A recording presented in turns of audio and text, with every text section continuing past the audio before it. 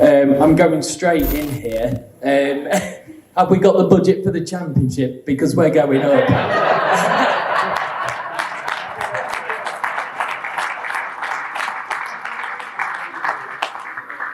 Yeah, we're working on it. Let's hope by the time we get there, the redistribution from the Premier League has been sorted out. That would help. Just out of interest, how much is it for the gym? A lot. Well, from the Premier League and the EFL in League One, you get about 1.7 million in distributions. If you go up to the Championship, you get about 8 million. So obviously a lot of other additional costs, but there's already there about 6.3 million extra. But even with that, if you had a budget of even 10 million, you would be around the bottom of the 24 teams in the Championship. It's really big money that goes in, and of course there are all those clubs at the moment with huge parachute payments. That's the key, isn't it? To compete with, Yeah, it's not easy. Yeah. So no pressure to not. You just need to win the lottery. Right, who's next? All gone very quiet. John. It's a fairly obvious question, this. I mean, to Harvey, thanks from us all, I'm sure, for your interest and investment in the club. I'll say that at the outset. Just interested to see your, I know you're part of the board and I'm sure you'll emphasise that. What's your vision for the club in the next maybe 3 to 5 years? What a realistic vision? Great question. Thank you for your comments as well. Over the last 2+ years, my wife Missy, my son Jackson, my son Jensen, and I, this has been a team effort to, we looked for a long time for what we thought was the right club, and Landon was involved in that process the entire way. And it's like most things in life, you're not sure when you say no to some clubs. Maybe that was the one, you're never quite sure. When we saw the Lincoln City information and background, we knew immediately this was the club. And nothing in that 2 years has changed our opinion. Our opinion has just simply been enhanced. And, we came in saying we're going to stage in here our investment and help when we can help, do what we can do, but yet learn for the first couple of years. Well, first couple of years we've exceeded where we were just saying today, I think we've exceeded our family's 5-year plan for the club here in 2 years, but it just gets better each and every day. And I don't think we ever promised to say we were the end-all be-all for Lincoln City and its future, but there's a role that we felt like we could play to help. And the way it has evolved has been better than we could have ever expected. We did not want to be that group that came in and said, we're going to throw all kinds of financial support at it and we're going to want to control the club and do all that. We knew we came into a well-functioning club with an incredible chairman, an incredible CEO, and a team that is just fabulous. And as we are with them each and every day, that gets better and better as we see it. Going forward, we just feel like that escalation just has to continue. And again, there was no need for this overnight transformation of the club. That just wasn't necessary. It was, what can we do to help get to that next level?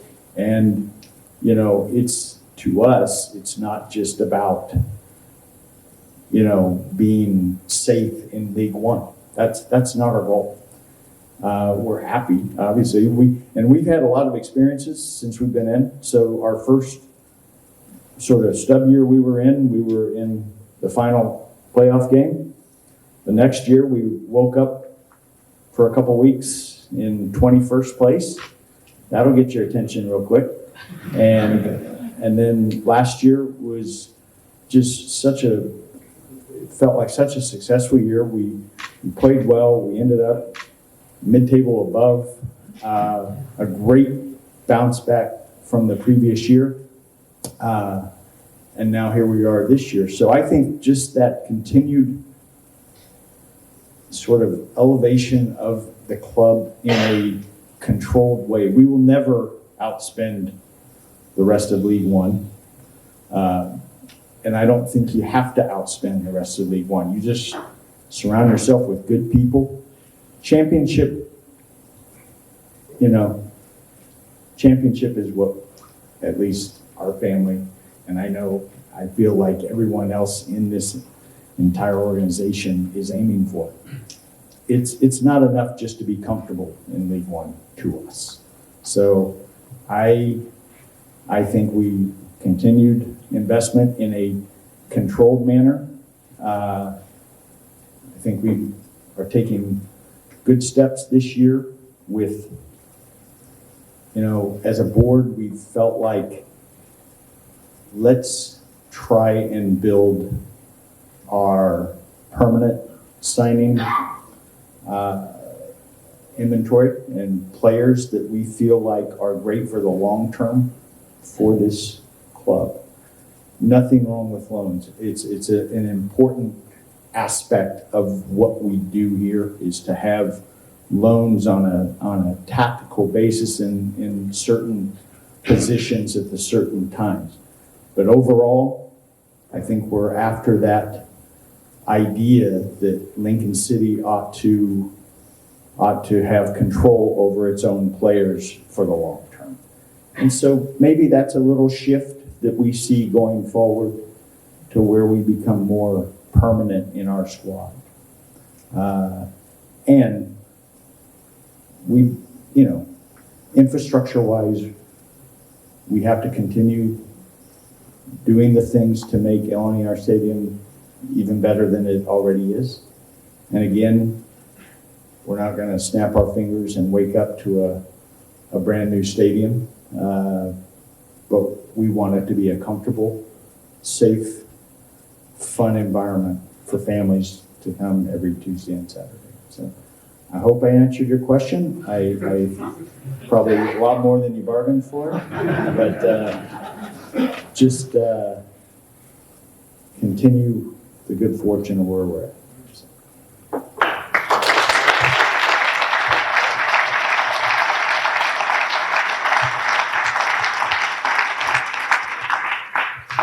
I'm conscious that Liam hasn't said anything yet. 10 minutes, you haven't spoken, Liam. What's going on? We should be talking about toilets, surely, by now. This one's off the internet. This one's from Nicholas, and he wants to know when West Ham tickets go on sale. As do we all. Yeah, good question. So we are in communication with West Ham today, just in terms of setting the date and the time for fixture. I think it's pretty obvious, whilst we're under embargo from them at the moment, if you look at their fixtures, whether that will be on the Tuesday or the Wednesday of that week. And then, of course, we're now talking to them about the ticketing strategy and what that looks like. I think first and foremost, we expect the game to be pretty well attended. If I could give those of you in the room a little bit of a hint, if you're not Gold members, you can still gain some priority access through silver and bronze memberships for the next week or so, and then we'll go from there. But I expect tickets to go on sale within about a week, and that'll be priority to season ticket holders, Gold members, silver and bronze, and thereafter. So yeah, in the next week or so, and hopefully you'll be pleased with what we do around the pricing of the game, having consulted with the fan advisory board and the supporters board and other colleagues. We put a proposal to West Ham today, which we hope they accept, which makes the game as affordable as we possibly can. Excellent. Right, back into the room. I'll move. It feels like we're in the SRP stand, the old polling away. I guess as a board and an investor set, from the supporter viewpoint, you can't really be doing much more for us. As a fan collective, what more can we be doing to help the club? Because we don't want it to obviously be just kind of a one-way street. Well, I think attending games, certainly does help. Average attendance last season just below 8,500. Started off a little bit below that in the first 2 games, but I think normally those games at the beginning of the season do have lower attendances. But yeah, no doubt about the more fans that come in, doesn't only help the revenue that we bring into the club, but it's obviously the atmosphere that is so important, not only to the team, but, you've heard in the past, players looking at making a decision whether to join our club or another club, have seen the atmosphere at the LNER Stadium, and, that has swayed them in making a move to our club. So if any of you can convince friends that aren't coming on a regular basis, that haven't been to our stadium to come, that all helps. Any positive news about the club on social media, other than a few moans? Gillian, look after vitals. It all helps, that sort of positivity. How's all the merchandise going? Obviously, with design, obviously, involved the sales kind of where they need to be or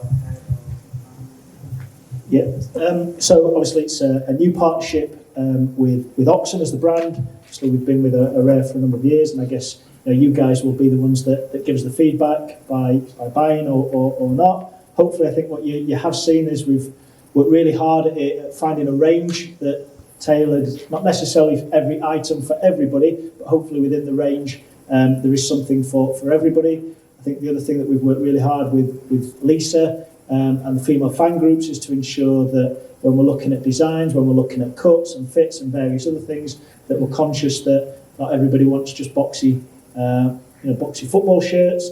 It's been an incredibly positive start to the season from a retail and merchandising point of view. We're of course incredibly grateful for your support in that area. Again, you guys can give us the feedback, help us with the designs, help us just in your general feedback that you give through the end of season survey and other mediums. But yeah, hopefully it's been certainly a positive start from a numbers point of view that we look at, and hopefully from feedback that we get anecdotally. But I guess you guys will be the judge and jury of that throughout the course of this year. As you take up our offers or not, and otherwise. But yeah, very positive so far. Thank you. Just to add on, to drill down a little deeper on Clive's comments about attending matches, I know we would all love if Lincoln City could sort of set the standard for attendance of cup games. One thing that has surprised me in all of English football is that those Tuesday, Wednesday night cup games are tough to get people to. I mean, they're an additional game. Everybody's busy. People have children in schools, and it's tough to do. I would love to see our club really set the standard for attending. It won't always be West Ham coming in for those games, but as we get into the trophy, get into FA Cup, it would be really special. Those cup games are very important to us as an organization, both on the pitch and in the financial aspects of the club. We have a manager and his staff who take cup games seriously, and in watching it across the league, I'm new to all this, but in watching it across the league, you see certain clubs who may or may not take them seriously. It's sort of a way to get young players in. It may be a glorified training night for certain large clubs. Mark takes these games very seriously, and not just against the Sheffield Uniteds. He takes every one of them seriously, and so I think if you want to help the club, help get people to our cup games. Winning those games is vital to us, and I think they're fun as well. Right, I can confirm that these are very warm, so they'll be very good in the winter. They're warm, aren't they, Chris? I've got a question from the internet here. This is from Vicky. We saw an update on the fan-led review and the golden share. How do supporters who want to be part of this get involved? Thank you. So I think first and foremost, I think we've just got to be really clear with where we are on that agenda at the moment. And I think probably Tony, as chair of the fan advisory board, if you don't mind, I'll invite you to probably say a few words here. But in terms of the white paper that was published by government, and then what effectively is going to be turned into legislation, we looked at that, we mapped at what we do as a football club, and we believe that we can do more. So our version of what we're looking to implement is far closer to Tracy Crouch's first white paper and what was initially suggested in that area. You'll have seen from the update that was placed on the website earlier this week in terms of the golden share and effectively how that's going to work, how it's going to be administrated, who it's offered to, and effectively, you know, it's not for probably detailing here tonight, but effectively taking notice of that and being really aware of that this is your football club. Rightly or wrongly, you know, when we put news on the website, when we talk about new signings, that always gets the highest number of clicks. Well, one thing I would urge you all to do as fans of this football club and for us as custodians is take notice of the things that we're working on in the background at the moment, because these aren't for the next 5 years. These are for the next 100 years plus. This is about how we safeguard the future of Lincoln City Football Club, not just tomorrow, not just next week, next month. It's about years and decades, our sons and daughters and their sons and daughters of years to come, to make this a special place for them to be part of and how they have their voice. So everything that we're doing in this area is about future-proofing the football club, and you know, this isn't about our name being up in lights and being held up as best practice. Frankly, we don't really care what the rest of the football world do. This is about what's right for Lincoln City Football Club. So Tony, probably, if you don't mind, if I invite you up and maybe say a few more words and take it from there. Good evening, everybody. Not a lot more to say to add to what Liam's just said, but a group of us from fan groups, the Fan Advisory Board, which is the former name of the Supporters Board, the Red Imps Community Trust, and various other fan organisations, we've been working really hard on a voluntary basis in the last 12 months to follow through the recommendations of the white paper on the fan-led review. We've made a lot of progress, as you will have seen this week. We've got the Golden Share, which is a credit to the fan base as a whole that we've been awarded the Golden Share by the club. And we thank the owners of the club and the staff at the club for that. And it will safeguard the future of the club from the fans' perspective. We'll have a say in all major decisions regarding items of heritage. If a board ever, it would never happen with the current regime in control, tries to change anything regarding our badge or our colours, relocate the club to somewhere out of the boundary of the current stadium. We get a say in any major new investment, any controversial sponsorship, proposed deals. So it's protecting the club for many generations to come, which is what we've been working very hard to achieve. And we've got there now with help from the club, and we're very happy with that. But the work doesn't stop now. We're trying to connect with various aspects of our supporter base, which is very vast, varied. And if anybody wants to find out any more information from us or contact us and help with this, then please get in touch via either the feedback address at the football club, feedback@theredimps.com, or to the supporters board former supporters board, the Fan Advisory Board. My email address is sbchair@theredimps.com. It's all on the club website, and we look forward to receiving any views that you've got. So, but once again, thank you very much to the owners of the club for bestowing the Golden Share on the fan base. It's a massive achievement for our club, and we are at the forefront of fan engagement, and that's down to everybody, the community, people who work at the club, the owners, custodians of the club, and importantly, the whole fan base. It's a great team effort, so thank you very much.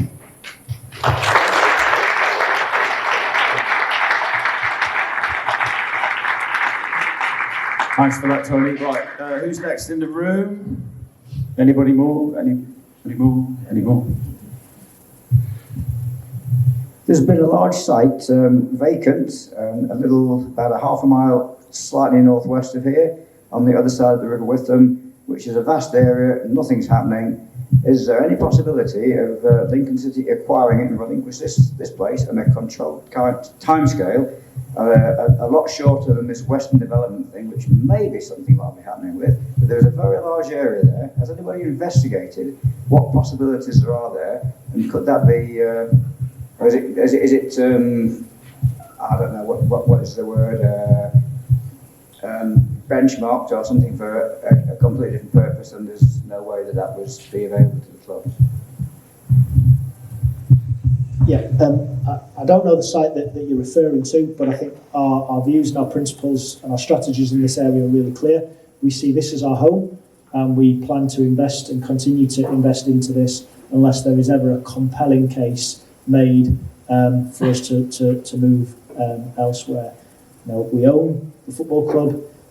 It's ours, it's our spiritual home. Of course, there are things that we'd love to do to it, to improve it and make it better for everyone, and we've got plans to do that in time. But I think it's not just about bricks and mortar, it's about the heart and soul. And this, to me, feels like an incredibly special place for us to ply our trade and for us to call home. So we love it. Of course, we've got plans for it, but I think our whole energies right now are how we make this place the best we possibly can. For clarity, and it's a fair question, I think we, of course, can never be blinded by the fact that there may be other opportunities within the city, and we'll always do our due diligence, we'll always explore those options, but primarily this is our home, we love it, and we've got to commit and invest into it.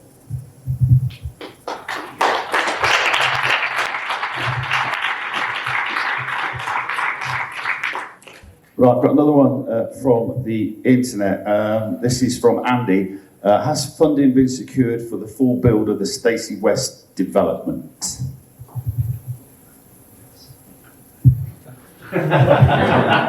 Yes.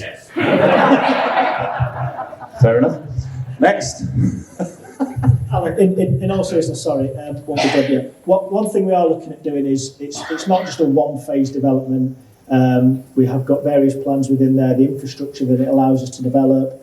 I know this is boring for a fans forum, but rainwater harvesting that helps our green agenda, that means we can recycle, which also means we save on our water costs, which means we can put more money into the first team. There are various initiatives that are part of that. The fans' bonds are incredibly important to us because they help us in a number of areas, and we are eternally grateful for the support that many of you have dipped into your savings, optionally chosen not to do things and take holidays in order to support the football club, and we are extremely grateful to those of you that have done that, and small and large, we really appreciate your support. The bond remains open, and we're very respectful that there are many economic pressures right now, but again, anything that is invested in there is going to be used and spent for things for the fans or for the community. This isn't things that the football club should be funding or paying for. The money isn't being siphoned off into areas that it shouldn't be. It is purely for the investment into that facility, into that development. And on the back of Rod's question earlier, it's about making this place the best it possibly can be. We are part of the local community here, and when we describe our community, we start with Park Ward, we then talk about the centre of Lincoln, and then we talk about the county of Lincolnshire. And one of the things that we have to do is we have to recognise our immediate surroundings, and we've got an important role to play in this community. It's an important part of Lincoln, it's an important part of the city, and it's an important part of the ecosystem. And the facility that we will have when the Stacey West is developed, working with the co-op, Cadbury's and other partners in that area, is something that we can be all incredibly proud of, that will work for us on a match day, but outside of a match day will, and apologies this sounds corny, but will change and save lives. And it's such an important part of this football club and what we do. So yeah, anything that can be spared and put into the bond is we're grateful for. There's no expectation, and that's exactly the areas that we think we can collectively, to answer the question earlier, how can we help? That's how we all move the football club together. We all pull on the same bit of rope at the same time, going in the same direction, and under that basis, I'm confident there's plenty of growth to be achieved. So yeah, good question, but no expectation. But if you can, the bond is certainly there to help us on that. Thank Thank you for that. Right, next in the room. Apologies if this isn't for this session and maybe for the next session, but recruitment. Are we expecting any more signings in through the door? And obviously you can't say who, but if you can mention position, or more importantly, anybody going out the door as well. Nothing's impossible, but let's leave that question for Jez to answer. Come on, Jez, that was a great pass. No pressure there. You've got about 25 minutes to think of an answer. I've got one here, actually. This is quite an interesting one. This is from Kevin. It's very sad to hear that this will be San Diego Loyal's last season. Will there be a new club that will be replacing them that we can build a relationship with over in the USA?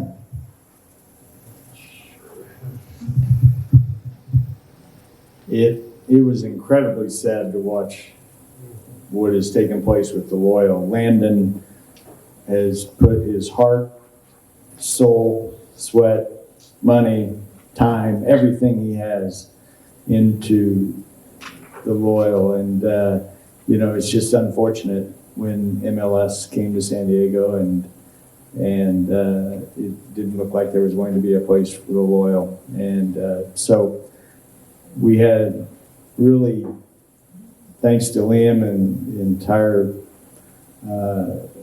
front office group that was spending time building a relationship with the Loyal. We hope to continue to introduce Lincoln City to the United States market. We were starting in San Diego because of the relationship with the Loyal. Who knows where it may go from there. We still think there's a real avenue to developing those relationships in that city. Could be elsewhere in the United States. I would love, we live in Phoenix. I would love for it to be in Phoenix. I don't know what our friends at Ipswich would think, since they're owned by people in Phoenix, but why not? Let's try that. Never bad to aggravate some people once in a while. But we hope to really, football in the United States it's been slow, but it's been sure. And I think we're seeing great recognition of this English football in the U.S. The tour was a tremendous success for all the teams that came over there. So where it will be, it's probably a better question for Liam, but we are ready to really expand the knowledge about Lincoln City in the United States and in particular San Diego. We hope to find that path, maybe introduce, start a relationship with the MLS club there. You just never know where, but that is a priority for us, as I see it. Well, I think we will hire a plane, we'll go out, won't we? Right, any more in the room? Just one thing on the safe standing, obviously in the upper seven. Just curious about how that trial's gone so far, putting it up there, only a few games in, of course. And are there any plans to introduce it to the lower seven and the away end? Yeah, so starting at a high level and kind of working through logically through that question. So first and foremost, the rails above seats in upper seven is part of a pilot project, part of working with our safety advisory group and the Sports Ground Safety Authority in order to provide for our fans in the safest possible way in our stadium based on our crowd dynamics. So it's looking at fan behaviour, how you guys want to enjoy your football, and what that looks like, and putting a provision in place. As a reminder, at this stage, this is law, this is an all-seater stadium, and that's what we have a licence for. However, what policy and what the people at government and those that write policy and law are starting to understand is maybe all of the findings post-Hillsborough and post those tragic days within football, maybe some of those findings, those policies, were either one end of the spectrum, when obviously there are various scales within that, and equally crowd behaviour, stadium management, the safety of people in stadiums has changed significantly, since, shall we call them, those darker days. So what we're trying to do at this moment in time is a number of things that probably respectfully to the untrained eye probably look the same, but are actually very different. So first of all, there's an independent project. Upper 7 is about making sure that space up there is safe and enjoyable, and people are able to attend football how they see fit. Separately to that, within the Stacey West, what we're looking at within that project is designing something from scratch, where we look to put rails over seats or safe standing, however you want to term it. But not only doing that, we want to push the policymakers to consider something above 1-to-1 ratio. So at this moment in time, in theory, when you put that technology in, one seat means one standing place. Now, that's fine, and we respect that. That's law. That's what's in place at this moment in time. What we're saying to the policymakers is, with our infrastructure, with the calculations, with the algorithms, with what you're looking at, we believe we can deliver a safe venue that is in excess of 1-to-1. Maybe it's never going to be 1-to-2, but maybe something in the region of 1-to-1.3. In the same breath, how we see that stand being used in the future is, depending on the away crowd and what that looks like, that could be used in a seated configuration, it could be used as a standing configuration, or it could even be used in a hybrid. All of that is the things that we have to work through. It's incredibly complex, and looking by your face is incredibly boring. We've just got to work through this in order to deliver the venue that you want. And ultimately, I believe, and we believe as a club, that fans should be able to take in their football how they're in. So as long as it's safe, as long as it's legal, then we believe we should support that. And some people prefer to sit, some people prefer to stand. The time that you get problems is when you get people that want to stand in front of people that you want to sit. That's bleeding obvious. And that's what we've got to try and work out, and that's what we're trying to sort as part of this overall development. So bear with us. It isn't going to happen overnight. Pushing, we're prodding, we're poking the policymakers in the eyes at times, and sometimes they like us, sometimes they don't. It's a mixture of carrot and stick. We tickle the belly, and then we give them a bit of a prod in public if we need to. The one thing I will go on record as saying, and I've said it multiple times, we have somebody that leads football policing in the UK that's completely out of touch, is an absolute dinosaur, has no idea of what he's talking about, and when he does comment about football fans, it's something that I don't recognise in football fans. You'll have recognised comments around fans that stand up are more likely to take cocaine and take passengers. This is somebody that's qualified and is leading football policing in the UK. So I think it's fair to say that we're probably not on each other's Christmas cards list at the moment. We'll continue to work with them and against them at times wherever it need be. Damien Froggatt and his team within the Stadium Ops are doing a great job. But yeah, we just, without making it really complex, we just believe everybody should enjoy football safely how they want to do, and that's what we want to push the policymakers to achieve. So bear with us. It's not going to happen overnight, but I'd like to think that if you were sat in the meetings that we sit in, you'd be really proud of us in the case that we're putting forward for you guys, and that's our intentions to continue doing that. Right, we've got about 10 minutes of the first half left. I would like to give a bit of praise for once. You normally get a lot of hassle, so looking at Lincoln City's ground, I feel it is, it looks and feels a very safe ground. Even when the away supporters come, they go round the back of the stand in the fans area, we all drink together, we all chat together, take the mickey out of each other, great atmosphere. And I think that's something to be applauded for Lincoln City. Going to Sheffield last night, I felt very vulnerable in the stand that we were in. Going up the stairs and over the top and down into the seats was a bit of a crush going in. Coming out was even worse.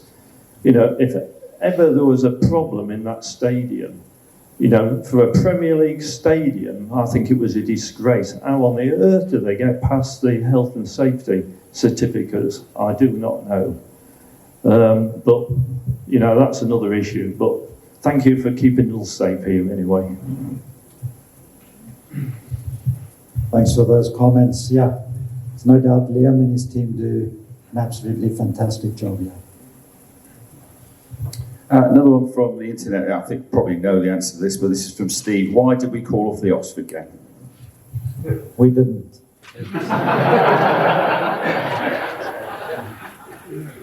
It was entirely Oxford's decision. We also might have 3 players called up, but we would have played on. So it was their decision to call it off. Fair enough. Right. Time for a couple of more. I'll go very first and I'll finish up with you. Hi, it's just a small one really. Like going to a few grounds in recent years, like grounds similar to Lincoln, we've been noticing a lot of upgrades in scoreboards. Does the club have any future plans of getting like a 20-yard HD scoreboard or something? That's definitely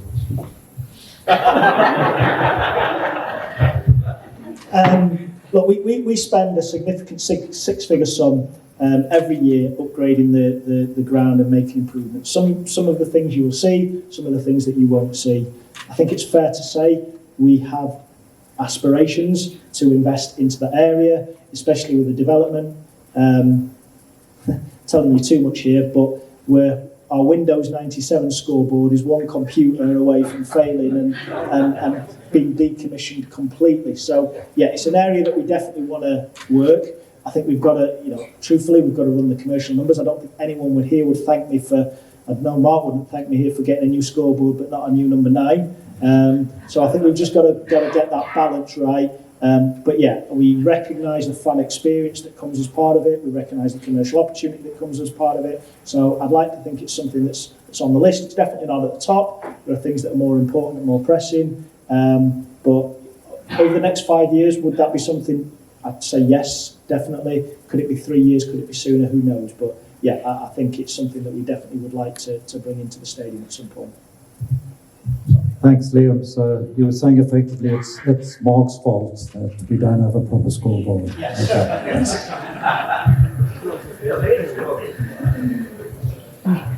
I think it's fair to say the commercial team's done a really good job over recent years. Are we anywhere near a kind of ceiling locally and regionally of what we can get out of the city and the local economy, and do we need to look at further afield?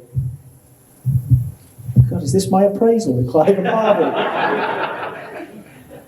No, first of all, I agree that I think the commercial team have done a really good job. I think something that's really important, and I want to stress this, we don't see this about how do we wring the sponge dry and take money off people and stretch that as far as we can. What we try to do is we try and deliver value, and we try and deliver a football club that people can be proud of across all areas. And one of the critical components of that is sponsorship. There are different reasons why people sponsor the football club and become partners. Some of it, and a lot of it, is for the love of the club, and that's incredibly important to us, and that cohort and that group of people are incredibly special and have taken us a long way. But equally, as you rightly recognise, there are going to be brands such as LNER, maybe national or even international partners that we're going to need to work with in order to grow that commercial base, drive more revenues that ultimately underpin the football club, enhance the playing budget in order to try and move us up the football pyramid. So there's definitely strategies at play that we're working on there.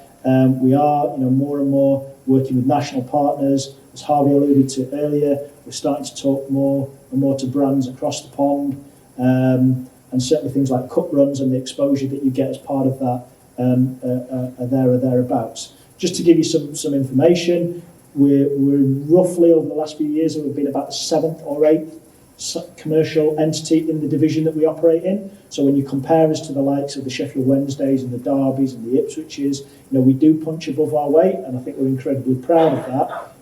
The challenge is obviously closing the gap to the bigger boys that we'll always have in our league. It isn't, in any one moment or any one year, there are going to be bigger commercial entities, so we've got to find a way of competing. But again, we've just got to find that balance of being sensitive that it's not inappropriate, and we're not just coming to you guys and trying to kind of insensitively just ask for more and more money. A reason, someone asked me about, why do we have a third shirt and things like that. They are important commercial avenues, but nobody's saying go out and buy all 3 shirts and all 3 goalkeeper shirts. It's just about trying to give people choice and give value. So yeah, our strategy and our commercial objectives start at home, and certainly with those sponsors that have a proud affiliation with the club. But yeah, as we go through and up the football pyramid and as part of our ambitions, yeah, that dynamic will in some way have to change, but we will never forget where we've come from, and we'll never forget the partners that have been with us right on the journey from the National League, and they're really important to us as well. So a blend of both, but of course we have to be commercially savvy in order to achieve all of our ambitions. Right, who would like the last question of the first half? Any takers? Right down the far end. Of course it is.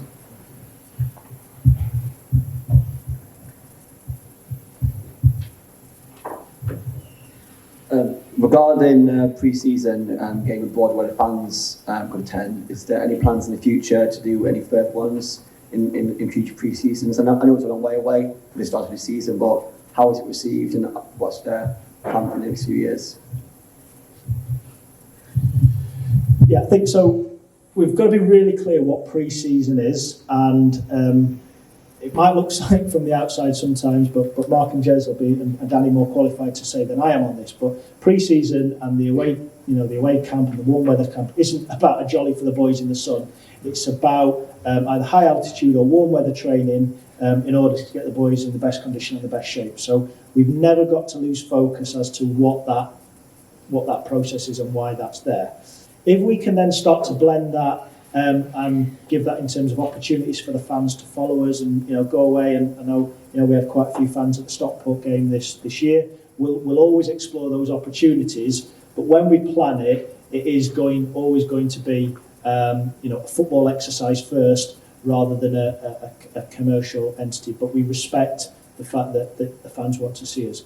The one thing that you will notice, and I will say, taking the opportunity to answer the question around pre-season, friendlies are becoming less and less viable as events to put on. We often lose, when people often ask why games are played behind closed doors and things like that now, truthfully it's because a lot of friendlies lose money when we host them either home or away. So it's just about getting a blend of how do we get the players in the best possible shape for the start of the season. We'll always try and find at least a game to play at home at the start of the season.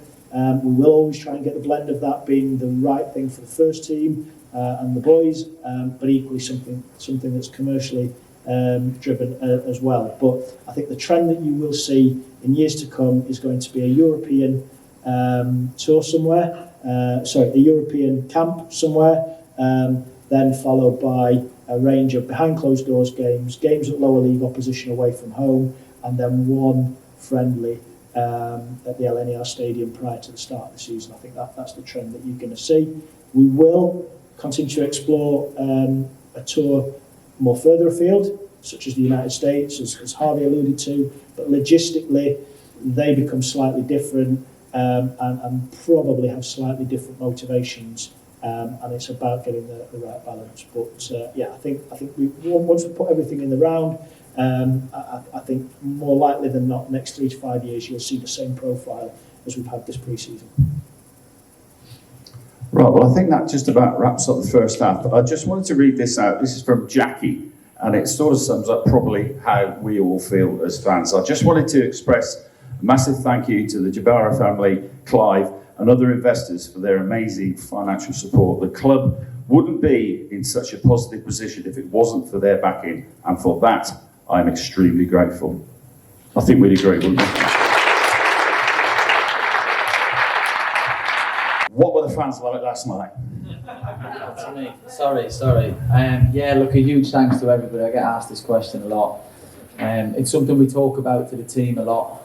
Recognition of giving you, appreciating your support and what you give to us. It doesn't go unnoticed. And I think when you're seeing the reaction of the players to the fans after, how much it means to them and how much it means to you, it's a really, really special connection, and it's something we talk about a lot. So I know we don't have 10,000 people here, but a huge thanks to everybody who was here. So thanks again. It means a lot, and it goes a long way. It's really helped a lot.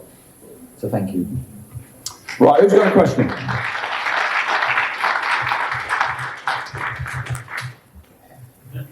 Oh wow! Thanks. That was brilliant.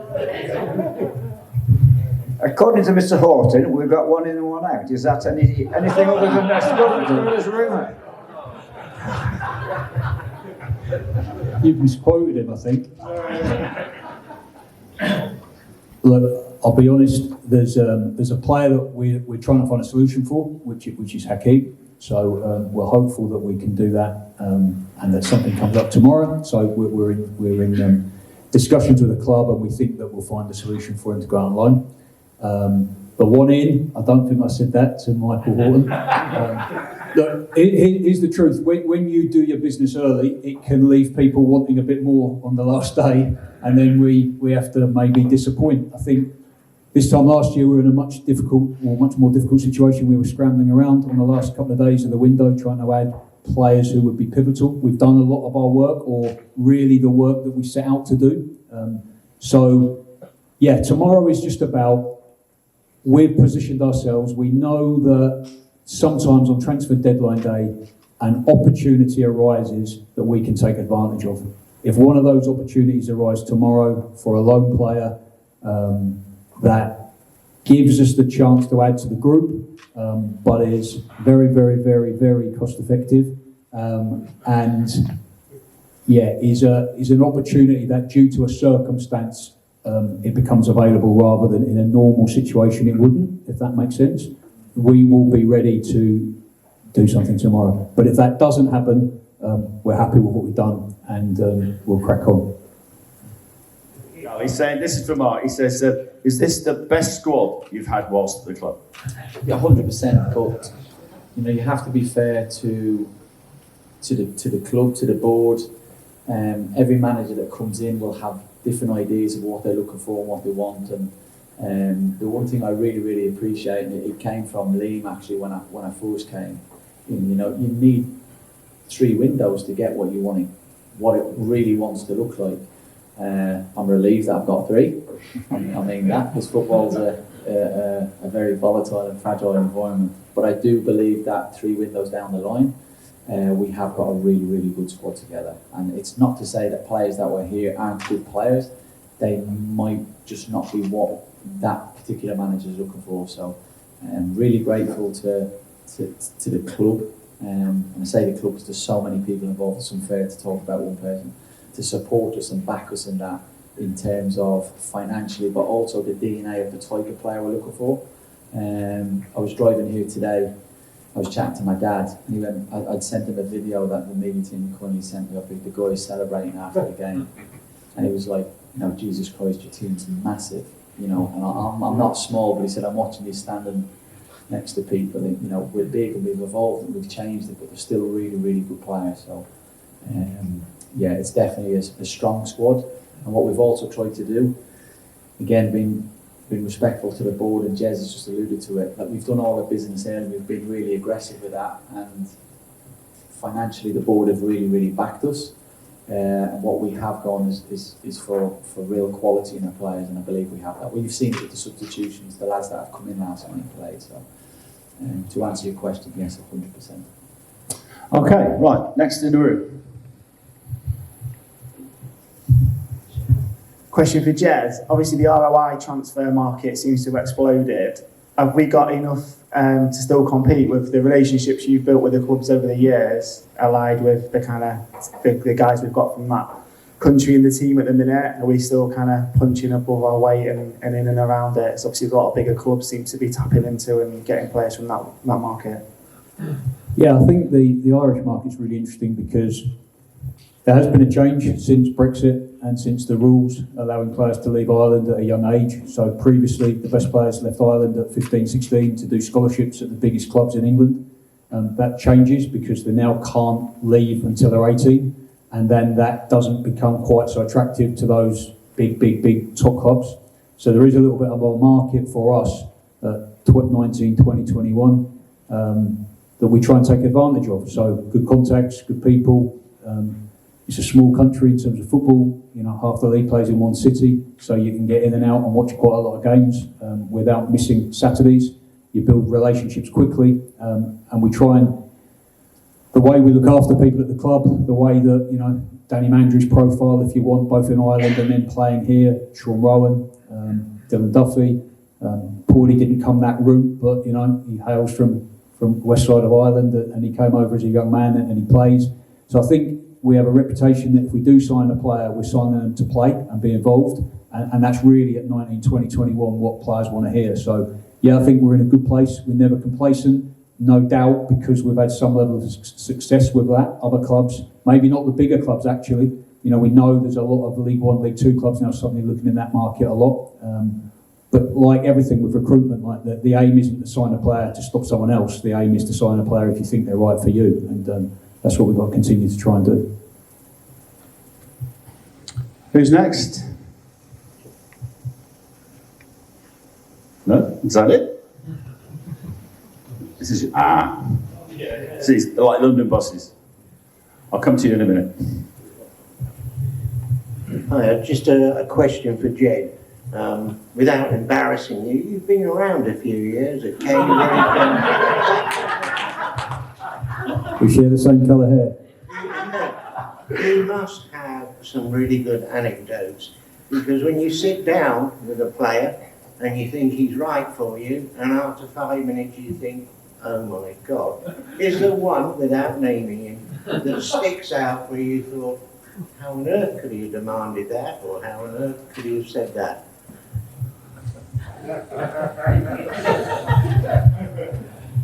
You've asked a question I wasn't expecting. Look, I think I actually enjoy the process of speaking to players, because I think players get a bad rep. And when you look at, I don't know, biggest players, some of the money, some of the stuff going on at the minute with players getting offered millions and millions and millions. When you work at this level, it's not for that reason that players sign. And I don't know if Mark and Danny would agree, because we've done a lot of Zooms, we've had a lot of meetings over the last 2 or 3 windows. I'd almost flip the question, and I'll probably come and give you a couple of anecdotes privately later. But what I've seen this summer, and it's reflected in the character of the players, I think, and I think that's reflected in the performances on the pitches. We've got a really good group of young men here who want to come and play for the football club for the right reasons. And I think when you do try and sign a certain type of profile, and I'm talking about age and potential and maybe an upward trajectory in their career, they buy into what the club's about. They buy into Mark and Danny and the coaching staff. They buy into wanting to get better. They buy into the fan base. They want to know about the city. You'll have seen that and heard that when players have signed for us. And it's not them just trotting out an easy cliche. They really believe it. And that's why we've signed some of the calibre of players over the last 2 or 3 windows. So, yeah, I'd almost say for an industry where players can get a bad reputation and everybody thinks it's all about money, I think that if you meet any of our players, and certainly in the process of recruiting them, it just shows what really good, ambitious young men we've got, really talented, really want to do well for this football club, really ambitious in their careers, but really want to take the football club and go on that journey together. And I think that's why we can get some success on the pitch, hopefully.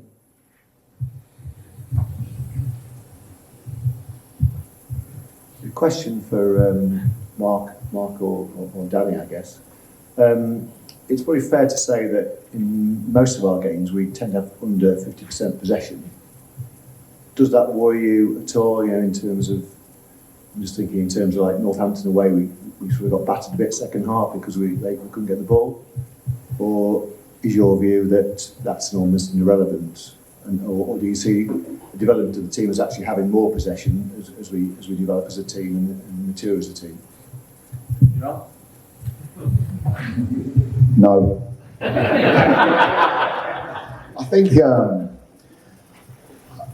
I think there's numerous ways to skin a cat, and I think our style is our style. Our makeup, the player who was recruited, the style of play we feel will get us results, is maybe not having as much of the ball all the time. We do want to defend with the ball at times, or we do want to have the ball to score goals.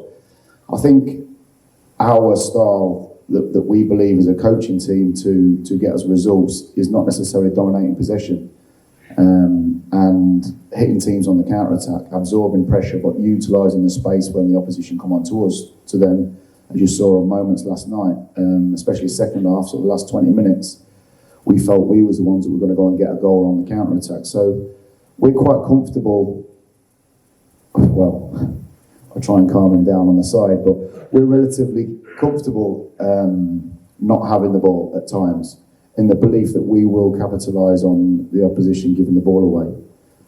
So that's us, that's our style, that's where we believe we can get success, and the season's still very young, but you know, we can see that it's work in progress, but it appears to be working so far.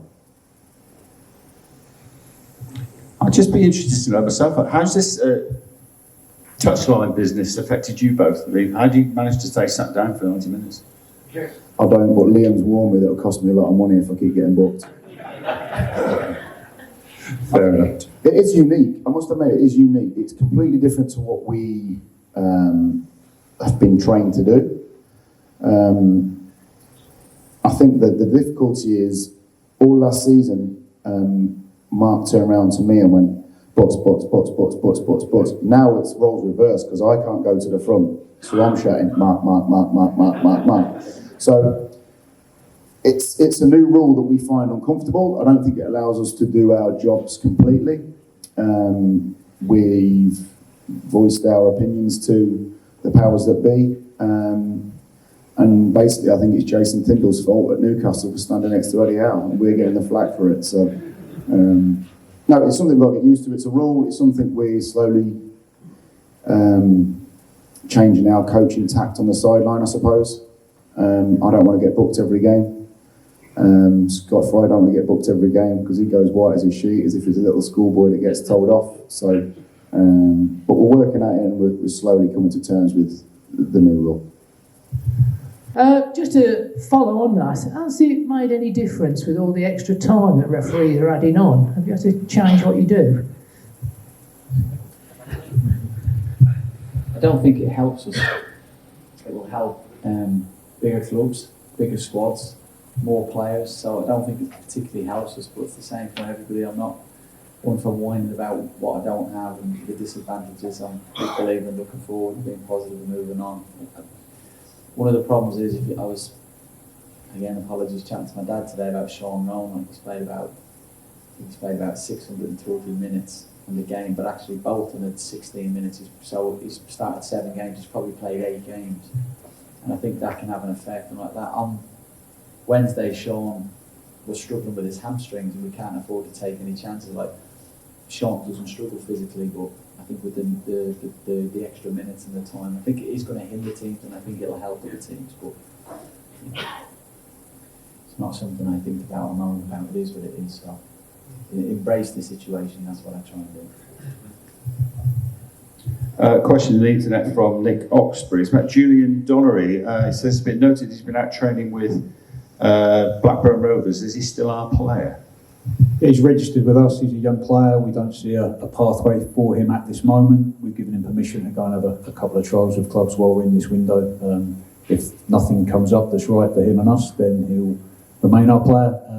He actually started his scholar a little bit later and not in sync, if you like, with the others, because of his, for those who don't know, he's come from America. He came and signed in January, so his scholarship actually finishes next January rather than at the end of the season. So, yeah, that's the situation.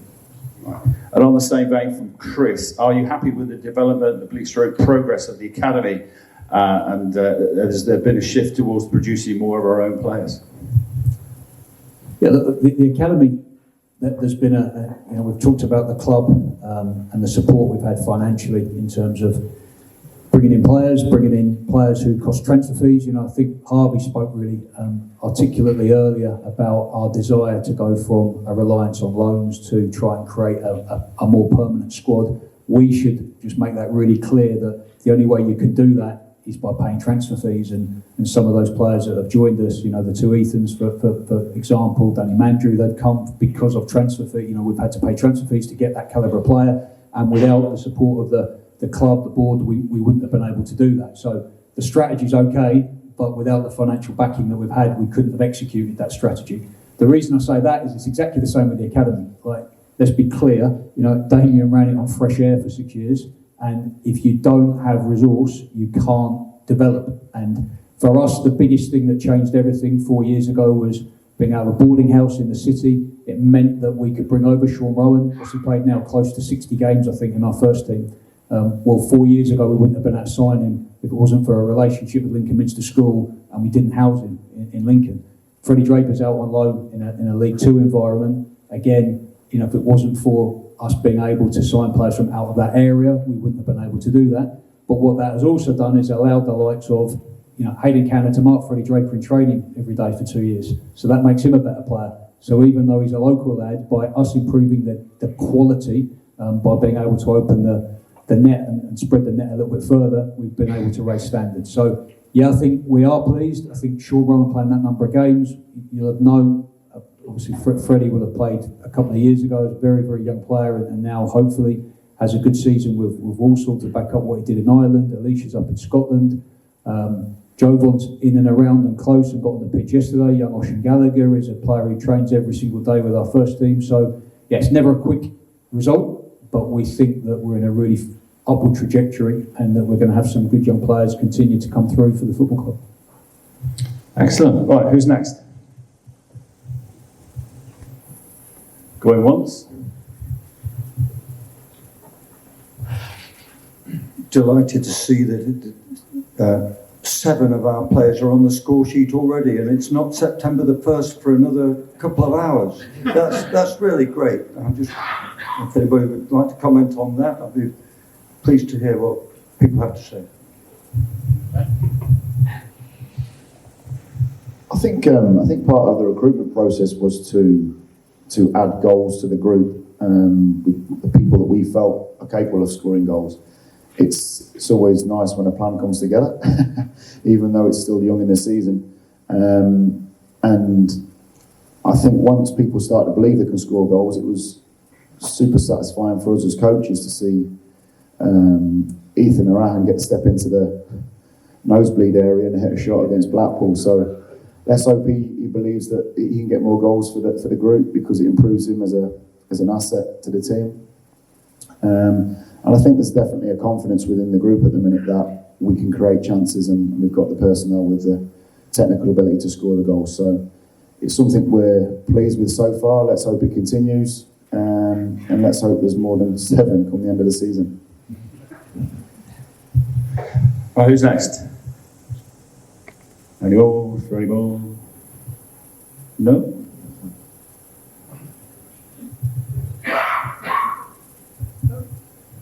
Just out of curiosity, is it ever actually worth making an official complaint? Because I thought it was really poor that the Sheffield United goalkeeper threw Lucas's water bottle into the Sheffield United end. I didn't fully realise what had actually happened until I realised that all of his penalty saving instructions were written on his water bottle. But I mean, if you made an official complaint, would it just be a complete and utter waste of time? But it's also quite interesting because a few years ago we actually had a player who got sent off at Mansfield for throwing a water bottle into the Mansfield town end. But anyway, I was just curious. I think Lucas proved it would take more than throwing his water bottle away to stop him saving penalties, which is pretty cool. But if you did make that complaint, would it just be a complete and utter waste of time?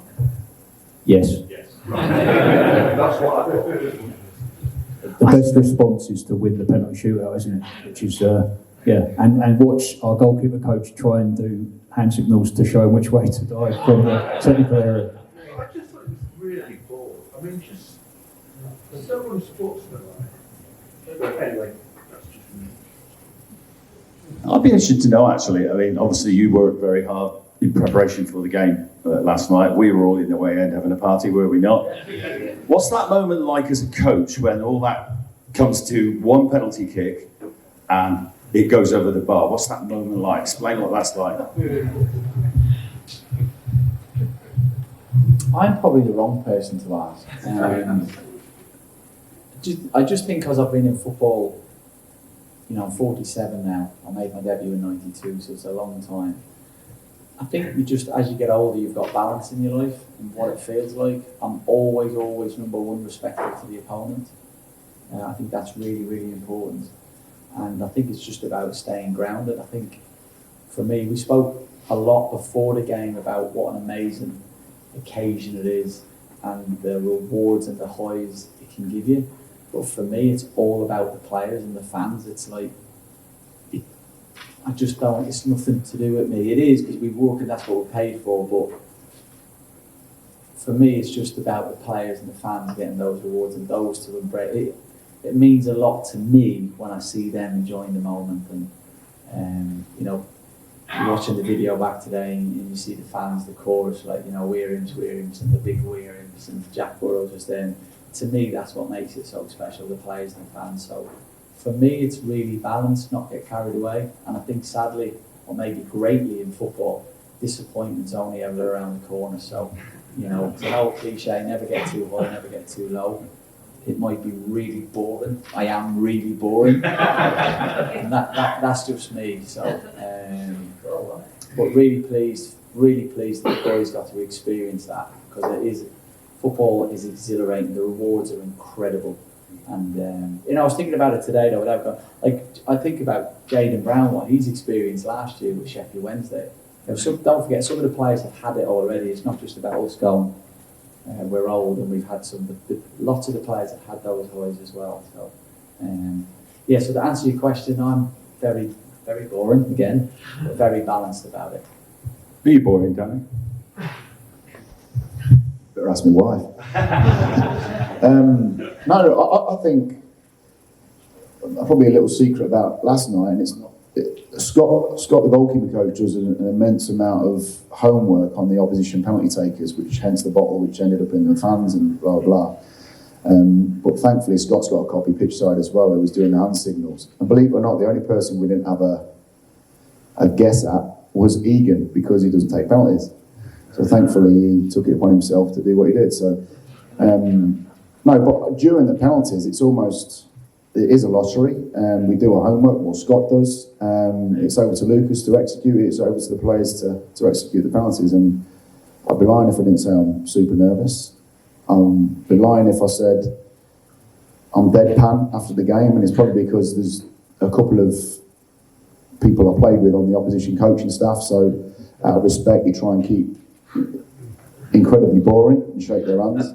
But inside you're bouncing, and then of course we walk across to you guys and the hairs definitely stand up on the back of your neck because of the support, the noise, the celebrations of the players with the fans, and us trying to keep calm and make sure we appreciate all of you and give you all a clap, etc. So I'm not boring, I promise you. Inside I'm bouncing, but underneath the Oxford rain jacket I'm trying to play as cool as I can. Well, I don't think any of us were very cool, were we? Right, who's next? Yeah, last night was mega. It really was. I certainly wasn't cool. Could you kindly give an update to Lewis Montsma and his recovery? I've not seen anything, unless I've missed it. Yeah, just Lewis is he's got a long road back. So I think we're just trying to say very little publicly, just to give him the space to get his work done again. You know, it was a huge blow to everybody at the club, like Lewis, and we've got such a high regard for him and how he went about that. You know, the rehab, which takes like 11, 12 months from the first injury, to come back, to tick all the boxes. We had probably 4 behind closed door games where we gradually increased his minutes before he played his first game. I think that was all at Accrington. And then for what to happen, and it was so innocuous, but you have that feeling in the pit of your stomach as soon as you see it, you sort of know. And our thoughts have just been with him and his family and trying to help him mentally as well as physically get through the whole process. So a bit of time at home in the summer, surgeon that we used in Belgium, which enabled him to spend a little bit more time at home in the early part of the process, and then just splitting up time with us. He is in the training ground every day, and he shows a remarkable amount of resilience and positivity and awareness of being around the group. So you have to behave in a certain way, and you put the group first. But we're just trying to do everything we can to support him and give him the absolute best chance, because he's still a very young man, and this is the 3rd time he's done this, twice in the same knee, once before he came to us in the other knee. So we're just doing everything we can as a staff, as a football club, and I think the medical and sports science department are obviously the ones at the coalface every day and emotionally invested in it massively, and they felt it. as much as anyone when it happened, but it's just up to us to recognise he's the young man, he's the one who's got to face it again and do it from a counter support. And look, let me just say this, he is, we've talked a lot about what we think of you, the supporters and fans, and how important it is to the players. I know how important it is to Lewis. I know he came to a game early in the season, and it means so much to him when people wish him well. He might not be at every single game because that's tough for him. I know when he stood up in the 617 squadron, and it's like, yeah, because they're singing his name. I think it was Doncaster Rovers away last year. Because they're singing his name straight away. That really helps him. So he's grateful, obviously, for the support of everybody as well. With the relaxation in work permit situations, what countries are you looking to recruit in now? Yeah, so that's a good question, and it has fundamentally changed what we can do. So post-Brexit and the creation of a criteria to get a work permit called GBE, certain number of points required, pretty much cut our market down outside the UK to a tiny pool, maybe 1% compared to the markets that we're able to operate in. From now, we're able to sign 2 players with an exemption from that. There is still a criteria, but the bar for that is really, really low compared to what it was previously. So, look, we do a lot of work with data. We've got a couple of guys who you'll never see who do a lot of work in terms of interpreting that data, and we're looking to scope that to be outside the UK as well, to give us the ability to look everywhere, basically, because there's nowhere we cannot look. That's a process that we're looking at with the board. We're pretty close to be able to put a proposal to say how we think we can do that moving forward, and certainly it will give us an opportunity that was taken away post-Brexit to look outside the UK again in future. And the exciting thing is that if you sign those 2 spots, if you like, those 2 players, if they then play 60% of the available minutes within the first 12 months, they stop taking one of those 2 places. So it can be a continuum. You can continue to look and continue to fill those spaces with different players. So definitely something we're looking at. Definitely something, this window was too soon, but we're looking to create the right structure, the right processes, so it can be something we can take advantage of and create an edge for ourselves competitively against other clubs in League One in the future. Next up. Any more for any more? Over here, young Andy. Just interested in that last point, Jez. Just interested in whether it's our much maligned government that negotiated this access to these 2 players, or did that come through UEFA and all the football associations of Europe? I just wondered how it came about.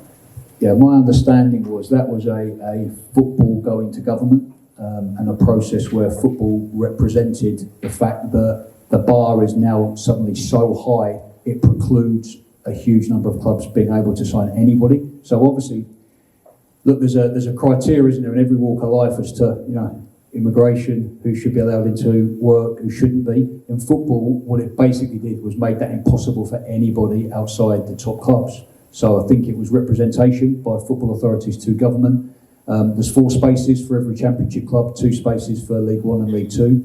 They're slightly different in the different levels, but we still have to prove that those players will enhance our game, and we still, as I said, we're incentivised. In other words, if we sign someone just to be a cheap squad filler and they don't play 60% of the minutes, they sit in that place and we can't sign another player. So the way that it's structured, I think, is actually, it encourages clubs to look at players maybe like Lewis Montsma, who came as a young man and was able to enhance our team and be a starting player. So that's the idea. But the process was football to government, consultation, and then disagreement. Any more?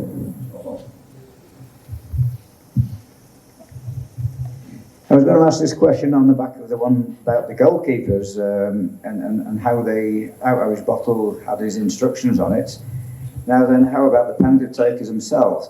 Because Danny Mandrayu, if that is the correct pronunciation, he stuck one down the middle and then he stuck one in the top corner. Is it up to the players to assess the situation themselves, or do they get the instructions about the penalties before they start? Purely down to the players. you can't tell people what to do or what not to do, but without contradicting myself, I just say to the players, there's no panenkes, no dinking it, no effing around. I'm not joking, I've said it to them, but what he decides, to be fair to Danny, when we were practicing penalties the day before, he actually said to me, he said, I cannot go down the middle again. And it's ironic, because I was talking to him and Teddy, I think it's a really difficult skill to kick the ball down the middle. It might sound like you're talking like, but to kick a ball straight is very, very difficult. Most people that kick it straight tend to be slightly sided, which you've seen with Teddy. It was ironic, we joked about it after. But no, it's up to them. It's not your take them and your take, it's individuals. Don't want heroes. Please don't take one if you don't feel like taking one. You know, huge respect to all of you for what you do every day. So, purely down to the individual. And ironically, the two I really fancied more than anybody was Lass and TJ in training. It's so cool. So yeah, personal preference. Had played with a striker, worked with a striker who refused to take penalties. You know, you can't force people. You can't force someone to do something they don't want to do. So would you two guys, and you're playing with 3 guys, did you take penalties? I took 2. 2. Scored both? 2. Jez, ever take a penalty? I'm not putting myself on the level of these 2, but for the purpose of this, I didn't play football ever. I took 2 against Washington under 11s, 2 against Welton under 12s. Yeah, Fishtoft. Yeah, I think they were all. But my dad did force me to take them. Prolific, mate. Right, time for a couple of more.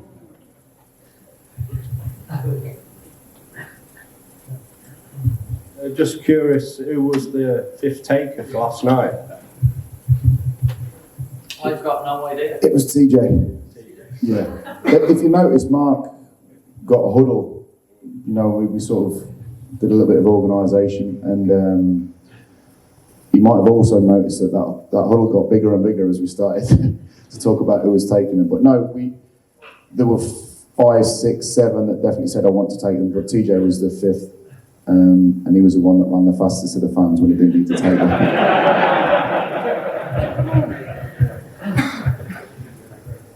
Any more for any more? If memory serves right, we recruited Ross Burberry, I think at the beginning of last season, much heralded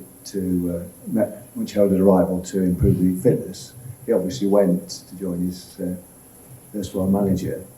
Haven't heard any news about any replacement. Have we just made in-house arrangements to fitness to maintain the fitness levels of the players? I mean, certainly on the field they appear to be.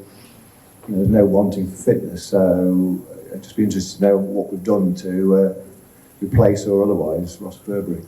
Yeah, we did. We made internal promotions. So Ross brought a guy called Mark Pease to the club, another guy called Tom Hallis. Mark was at Sheffield United, ironically. Tom at Nottingham Forest.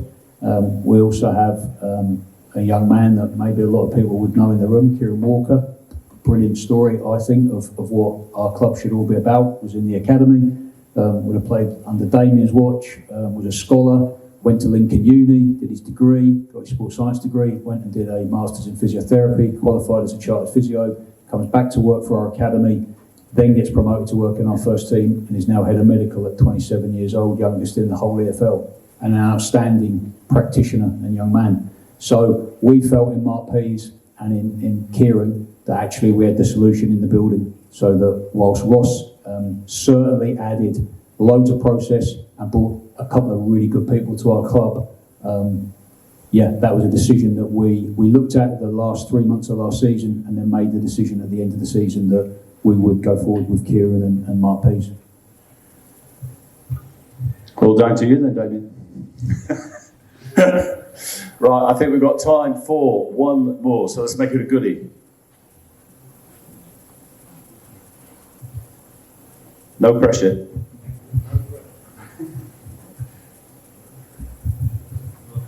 We've been hearing about Paddy O'Connor being ill. Is he ill or is he on his way out? He's not that ill.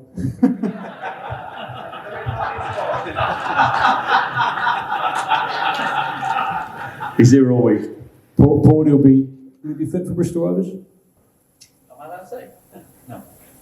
So Paudie's ill, I promise. He's nothing to do with anything else. I know it's the time of year. You know, if it was the 3rd of September and he was ill, everybody'd wish him well. Hope he got back fit again. You can do the same today, even though it's the 31st of August. I'll even tell you what's wrong with him. He's got tonsillitis. There you go. You heard it here first. Right, well, I think that just about wraps us up, unless there is anybody got a question burning a hole in their pockets. Is that it? Well, guys, as always, thank you very much for, fan engagement is so important to this football club, so thanks for coming, answering all the questions. Give it up for the guys.